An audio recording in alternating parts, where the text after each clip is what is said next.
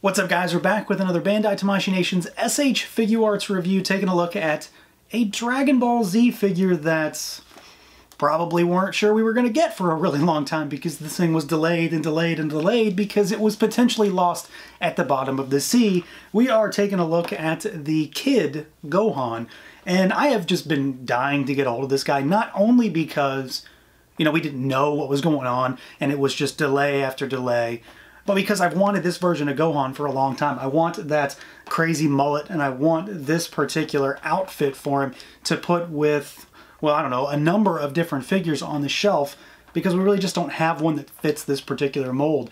And yeah, he's finally here. Thankfully, he made it. So we've got him in the standard SH Figuarts Dragon Ball style box. It's really small just because, of course, he is a really small figure. So same kind of form factor, just tiny. Figure there in the window. You've got product shot in the bottom corner that wraps around to the side with other panels. And then the back of the box, in typical Tamashii Nation's DBZ fashion, you have a bunch of product shots showcasing all he can do, what he comes with, and how well he poses. So let's do it. Let's pull him out and take a look. And here we go, out of the package, our Figuarts Kid Gohan.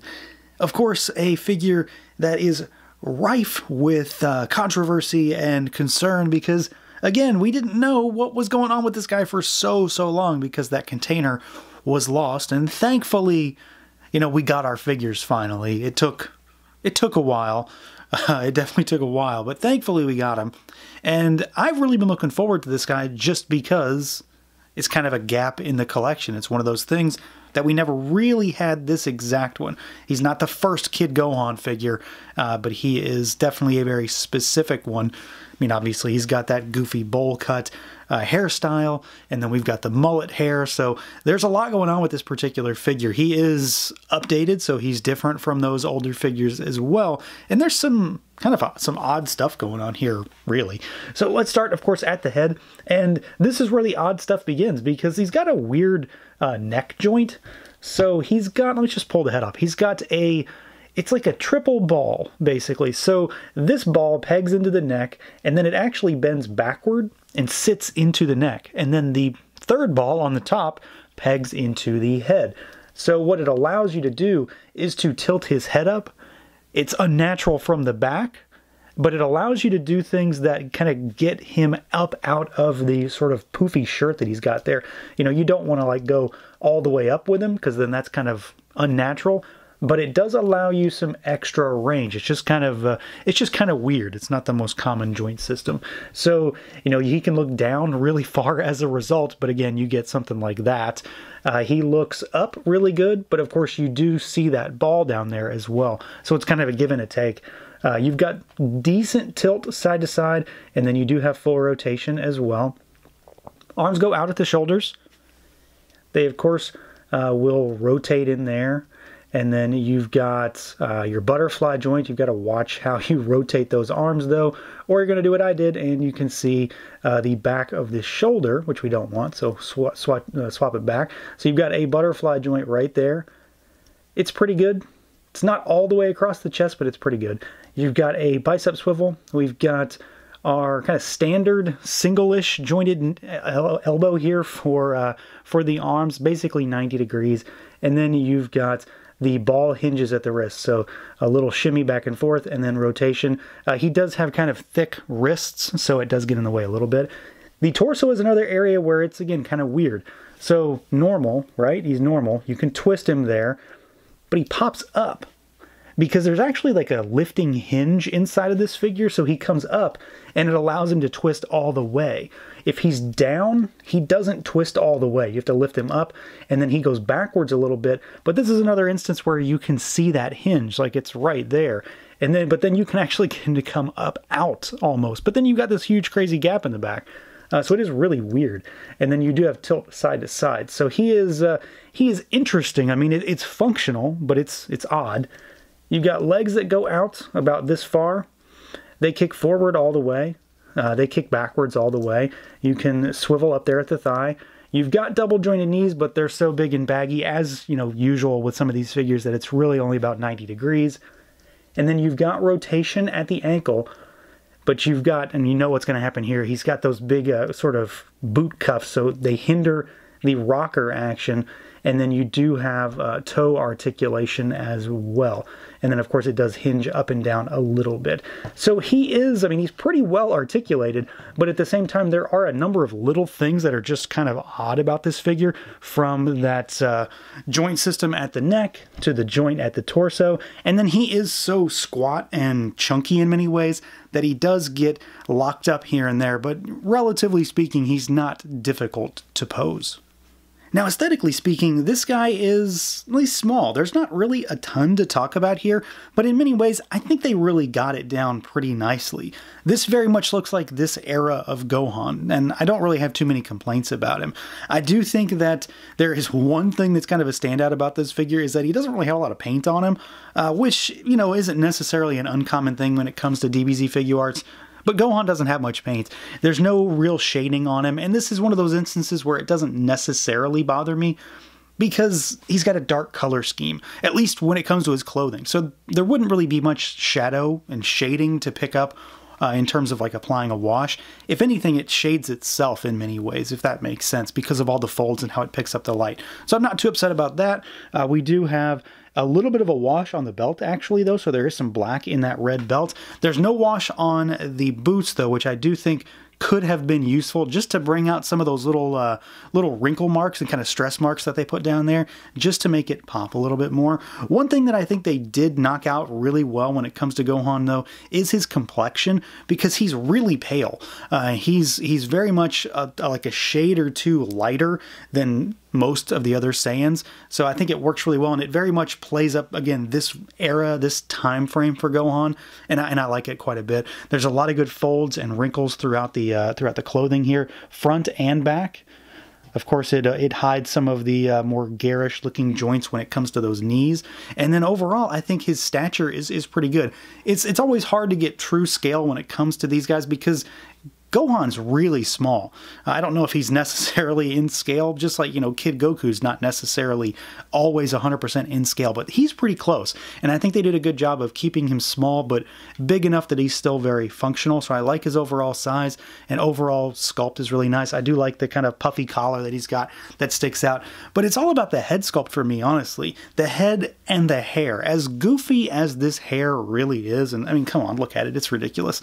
It works so well. Like, this is that version of Gohan. And I really like, at least as far as, you know, we're talking about the default setup of this figure out of the box. This is how he looks right out of the box. I think they've got the facial features down really well. There is a very animated look about this particular figure, from like the kind of wincing stress marks that are underneath the eyes, and just how big and pronounced those eyes are. I think he looks like he jumped right out of the screen, and the face is really well done.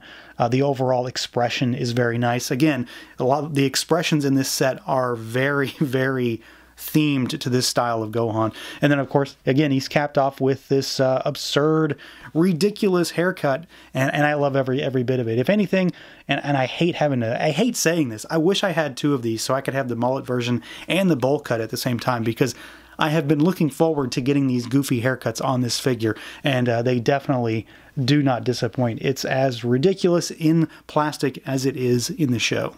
And then, like I said, here are some size comparisons, and I'm just going to stick with the Dragon Ball line itself for this, because obviously that's what's most important here. So we've got our Kid Gohan in the middle, the new one, next to one of the older, you know, Kid Gohans. He is not the same Kid Gohan, but of course you can see that they are not the same size. He's even a little bit smaller than Kid Goku. It's slight, but it's mostly because Kid Goku has kind of like exaggerated proportions in many ways. You know, he's got that big head by comparison, so it kind of skews him a little bit.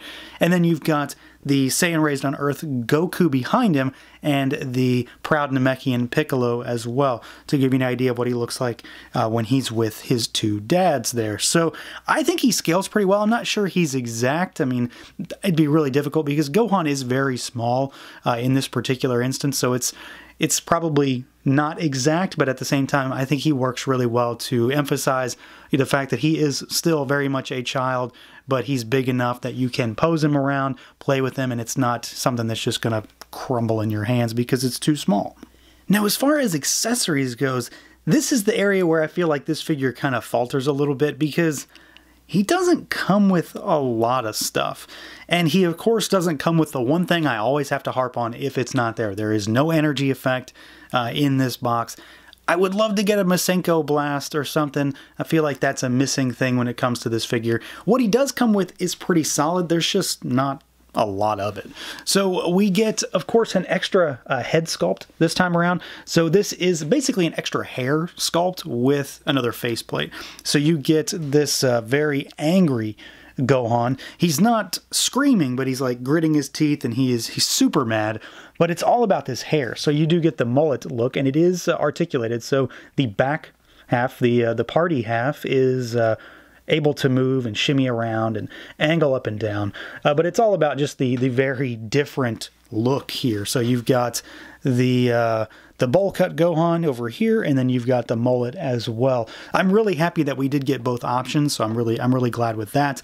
And then we do get some extra faces, so you get like a scared Gohan. So of course this is what you know, you'd use if you've got Piccolo rushing in to save him as he's about to be blasted. And then we've got the screaming, very, very angry Gohan face. And I really like this one. The expression, the way the mouth is painted is all really well done. This might be the one that I go with for a little while here. And then he does have a smattering of extra hands. So you get a set of open palm splayed finger hands. You get a set of two-finger style pose hands. You get a set of gripping hands. You get a set of more relaxed hands. And then you get a singular hand that is a little bit more gripping, which would likely be used for the Dragon Ball. So you get the Namek 1-star Dragon Ball. So you can put that in one of those hands.